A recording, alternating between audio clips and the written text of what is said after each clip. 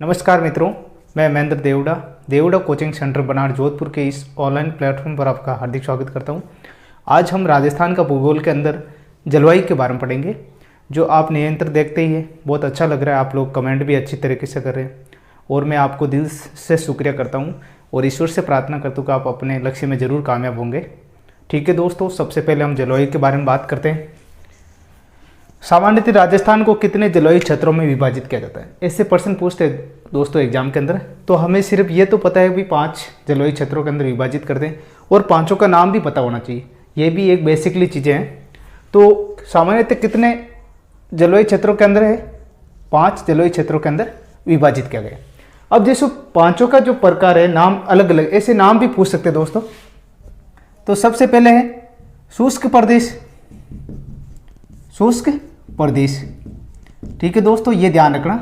फिर आता है अर्ध शुष्क प्रदेश, अर्ध शुष्क प्रदेश।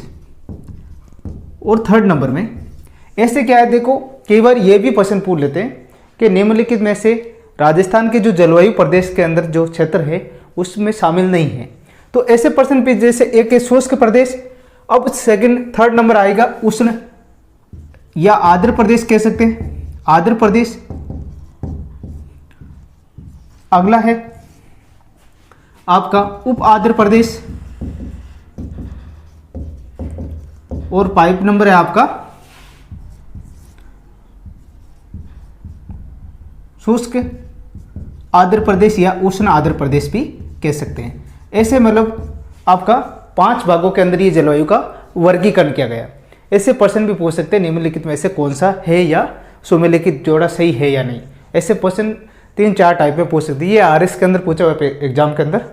तो सबसे आगे बात करते हैं पूरी जलवायु, पूरी राजस्थान की जलवायु है। पूरी राजस्थान की जलवायु कैसी है दोस्तों, वो है उप आर्द्र। कौन सी है? उप आर्द्र जलवायु, उप आर्द्र जलवायु। अब देखो राजस्थान का सर्वाधिक आर्द्रता वाला जिला है। अब देखो राजस्थान का यानी राज्य का जो सर्वाधिक आर्द्रता वाला जिले की बात करते हैं दोस्तों, उसमें है झालावाड़ जिला, झालावाड़, झालावाड़।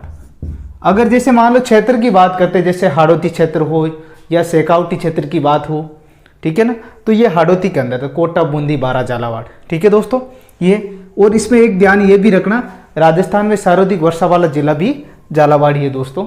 उसमें भी हम सेंटीमीटर के बारे में बताएंगे, जैसे 90 से 100 सेंटीमीटर के बीच में सबसे ज़्यादा बारिश कहाँ पर होती, कौन से क्षेत्र के अंदर, यानी झालावाड़ जिले के अंदर। और झालावाड़ को राजस्थान का घंटियों का शहर भी कहते हैं, झालापाटन। ठीक है ना, इस टाइप भी हम याद कर सकते हैं। और श्रीमती वसुंधरा राजे जी का जो विधानसभा क्षेत्र भी है झालावाड़। ऐसे क्या है कि प्रश्न पूछ सकते हैं, ये आपका पॉलिटिकल से संबंध भी पूछ सकते हैं। ठीक है दोस्तों, आगे बात करते हैं अर्ध शुष्क जलवायु वाला जिला कौन सा है। अर्ध शुष्क की अगर बात करते हैं दोस्तों, वो है जोधपुर, आपका जोधपुर। इनके भी नाम अलग अलग याद रख सकते हैं, सूर्य नगरी भी बोल सकते हैं, ब्लू सिटी भी बोलते हैं इनको। ये प्रश्न पूछा है दोस्तों, ब्लू सिटी के रूप में राजस्थान का कौन सा शहर जानते हैं, वो है आपका जोधपुर। ऐसे हम जिलोवार जो वर्गीकरण करेंगे उसमें डिटेल से बताएंगे भाई जोधपुर के अंदर क्या है, जयपुर के अंदर, ये ऐसे जो मेन इंपॉर्टेंट होगा प्रश्न उसके बारे में भी पढ़ेंगे हम। ठीक है, अब देखो कौन से जिले अति आर्द्र जलवायु प्रदेश में सम्मिलित हैं। अति आर्द्र की पूछते दोस्तों, तो आपका कौन सा प्रदेश में सम्मिलित है, जिले की बात करते हैं, जैसे बांसवाड़ा है, बांसवाड़ा के बाद में झालावाड़ है, ये अति आर्द्र के अंदर आता है। ऐसे नाम भी पूछ सकते हैं, ये आरएस के अंदर पूछा हुआ है। ठीक है, ये सब पूछे हुए प्रश्न है। अब ऐसे प्रश्न पूछने की संभावना है। ठीक है दोस्तों, अब देखो राजस्थान में सबसे अधिक गर्मी किस महीने में होती है, ये भी प्रश्न कई बार पूछा गया है। आगे हम इसके बारे में और भी पढ़ेंगे कि भाई राजस्थान के अंदर जो बरसात के बारे में, कि कौन से महीने में, कितने सप्ताह में, कितने सेंटीमीटर तक, ये भी चीज़ें पूछा हुआ है एग्जाम के अंदर। ऐसे मतलब टाइप के प्रश्न भी पूछते हैं एग्जाम के अंदर। तो किस महीने में सबसे ज़्यादा गर्मी पड़ती है, वो है जून के अंदर, ये भी ध्यान रखना आप। ठीक है, अब देखो ग्रीष्म काल में आंधियाँ किस जिले में आती है। ग्रीष्म काल यानी गर्मियों के दिनों में आंधियाँ सबसे ज़्यादा किस, हमारा दिमाग ज़्यादातर जाता है जैसे मान लो बाड़मेर है, जैसलमेर वाले क्षेत्र के अंदर या बीकानेर वाले में, लेकिन सही इसके अंदर क्या होगा दोस्तों, श्री गंगानगर हो। ये ध्यान रखना आप, श्री गंगानगर। एक लॉजिकली प्रश्न क्या है, ज़्यादा पूछा जाता है एग्जाम के अंदर। अब देखो राजस्थान के पश्चिमी भाग में तापमान और राजस्थान के अन्य स्थानों की तुलना में कम रहता है। ये कारण क्या है? ये कारण क्या है? ये प्रश्न पूछा हुआ आरएस के अंदर, कॉलेज लेक्चरर के अंदर और टीचर के अंदर भी ये पूछा हुआ प्रश्न है। ये मेन कारण क्या हो सकता है? तो हम तो कई लॉजिक अपना अपना होता है कि भाई रेगिस्तान है इसलिए, या कम पेड़ पौधे इसलिए नहीं। ये है आपका धरातल के स्वभाव के वजह से, धरातल का स्वभाव। ये भी प्रश्न पूछ सकते हैं। अब देखो गर्मियों में माउंट आबू का तापमान राजस्थान के अन्य स्थानों की तुलना में कम रहता है। ये कारण क्या हो सकता है? ये हम बता सकते हैं माउंट आबू की ऊंचाई के लिए, यानी जो ऊंचाई के अंदर हम जाएंगे तो क्या होगा, तापमान के अंदर घटोतरी होगी। तो इसलिए बोलते हैं माउंट आबू क्या है, माउंट आबू की ऊंचाई के अनुसार, जो धरातल से ऊंचाई की वजह से क्या होते हैं, ऊंचाई के अनुसार। ठीक है, ये भी ध्यान रखना आप। अब देखो आगे बात करते हैं राजस्थान राज्य। अब देखो राजस्थान राज्य के अंदर ये प्रश्न कैसे पूछते हैं कि राजस्थान राज्य में न्यूनतम ग्रीष्मकालीन तापमान आलेखित किया जाने वाला भाग कौन सा है। अब जैसे मान लो उत्तरी या पूर्वी वाला क्षेत्र है, या पश्चिम से दक्षिण की ओर का क्षेत्र हो, चाहे दक्षिण और उत्तर वाला क्षेत्र हो, तो ऐसे भी हम प्रश्न पूछ सकते हैं। तो इसमें आपको दोस्तों आएगा तो दक्षिण पश्चिम वाला क्षेत्र। जैसे इसमें पूछ सकते हैं कि राजस्थान राज्य में न्यूनतम ग्रीष्मकालीन तापमान जो आलेखित किया जाने वाला भाग है, ठीक है, दक्षिण से जो पश्चिम की ओर में, और इसमें दो जिले भी है, वो सिरोही और उदयपुर। ठीक है, तो इसमें भाग का पूछे तो दक्षिण और पश्चिम वाला भाग। अगर जिले की बात करते हैं तो सिरोही और उदयपुर वाला। ये ध्यान रखना आप, मेन चीज।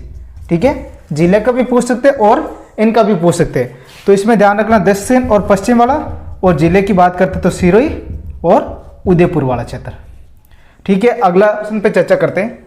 ग्रीष्म ऋतु में राजस्थान में कम वायुदाब का क्षेत्र बनता है। ग्रीष्म ऋतु में क्या होता है, वायुदाब का जो कम क्षेत्र कौन से क्षेत्र के अंदर बनता है दोस्तों, वह है उत्तर और पश्चिम का क्षेत्र, उत्तर और पश्चिम।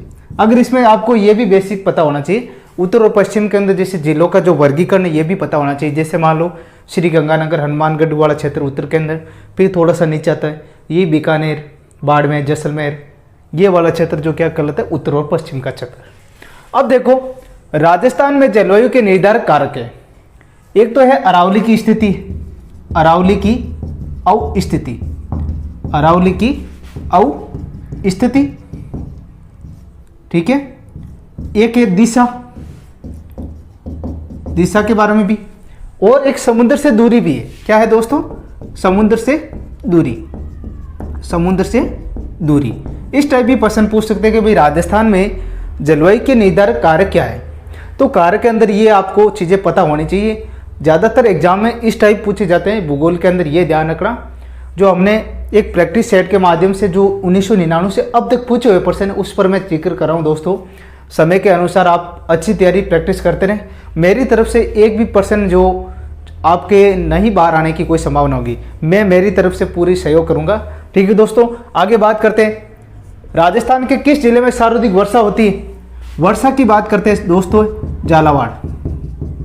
अगर स्थान की पूछे तो ये ध्यान रखना माउंट आबू सिरोही।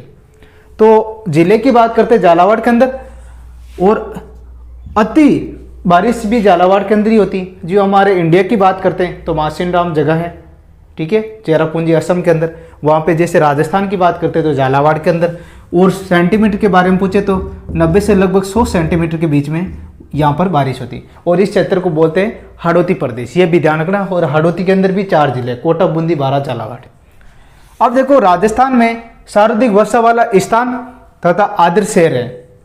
स्थान और आदर्श शहर की बात करते हैं, वो है दोस्तों माउंट आबू सिरोही, माउंट आबू सिरोही वाला क्षेत्र। ठीक है, अब देखो आगे बात करते हैं। राजस्थान का गर्म स्थान की बात करते हैं। गर्म स्थान है चूरू। कौन सा जिला है दोस्तों? चूरू वाला जिला। अब देखो राजस्थान में औसत वर्षा होती है। औसत वर्षा लगभग होती है 57.51 सेंटीमीटर के बीच में, लगभग औसत होती है 100% की बोलते ना औसत एवरेज होती है लगभग 57.51 सेंटीमीटर के बीच होती है। ठीक है, अब देखो शेष राजस्थान में मरुस्थलीय प्रदेश को अलग एक समवर्षा होती है, उसको हम क्या बोलते हैं, क्या होती है समवर्षा रेखा, वो होती है लगभग कितने सेंटीमीटर दोस्तों, 50 सेंटीमीटर। ये क्या करती है, अरावली प्रदेश, राजस्थान का जो भूभाग क्षेत्र मरुस्थलीय प्रदेश, इनको अलग करने का कार्य होता है। अब देखो पश्चिमी राजस्थान की समवर्षा रेखा राजस्थान को लगभग 2 बराबर भागों के अंदर, पश्चिमी जैसे मान लो समवर्षा रेखा की बात करते हैं पश्चिम क्षेत्र के अंदर, वो है 25 सेंटीमीटर। ये क्या करती, मरुस्थल को 2 बराबर भागों के अंदर बांटने का कार्य करती। अब देखो राजस्थान के जुलाई माह के वायुदाब मानचित्र में 999 मिलीबार रेखा किन किन जिलों में से होकर गुजरती। अब देखो मिलीबार रेखा की बात कर ली तो इसमें ये प्रश्न पूछ सकते हैं दोस्तों कि मिलीबार रेखा के अंदर जो कौन कौन से जिले सम्मिलित है। जैसे एक है अजमेर, आपका पाली है, टोंक है, इस टाइप मतलब प्रश्न पूछ सकते हैं। अजमेर, पाली, टोंक, जालोर वाला क्षेत्र है। ठीक है, जालोर, ये है जो 999 मिलीबार रेखा के अंदर ये जिलों से होकर ये गुजरती वायुदाब रेखाएं। अब देखो शीत ऋतु की वर्षा कहलाती है, शीत ऋतु की वर्षा क्या कहलाती है, मावट, मावट कहलाती है सबसे पहले बेसिकली है। और माहुट जो पश्चिमी विक्षोभों के कारण होती है, ये भी ध्यान रखना, पश्चिमी विक्षोभों के कारण होती है। ठीक है, उसके बाद में ये ध्यान रखना उत्तर और पश्चिमी हवाओं की वजह, उत्तर पश्चिमी हवाओं के अनुसार, उत्तर पश्चिमी हवाओं के द्वारा ये बारिश होती है, और ये बारिश होती है शीतकाल के अंदर। ठीक है, ये भी ध्यान रखना। इस टाइप क्वेश्चन पूछे जाते हैं एग्जाम के अंदर। तो हम भाग 2 के अंदर क्या करेंगे, इससे संबंधित जो भी इंपॉर्टेंट प्रश्न होंगे, जो लास्ट प्रश्न अच्छी तरीके से जो पूछन लायक प्रश्न, उस पर विस्तार से चर्चा करेंगे, और एक सीमित समय के अंदर 15-20 मिनट के अंदर लाइव आकर। और आप लोग कमेंट भी कर रहे हैं, लेकिन मैं क्या क्लास के अंदर जो आपको बता नहीं पा रहा हूँ, तो आप लोगों का मैं दिल से शुक्रिया करता हूँ। आप लोग इतना कमेंट भी करते हैं और आप सपोर्ट भी कर रहे हैं। ठीक है दोस्तों, और ऐसे हमारे इस चैनल पर प्रशासनिक अधिकारी भी जो एजुकेटेड है, सक्सेस है, वो भी लोग आप समय समय पर आपको मार्गदर्शन देंगे, और मेरी तरफ से जो भी हेल्प होगी, जो पर्सन बैंक से संबंधित, मैं बिल्कुल करवाता रहूँगा। ठीक है दोस्तों, मिलते हैं अगला नेक्स्ट वीडियो के अंदर। तब तक के लिए जय हिंद, जय भारत।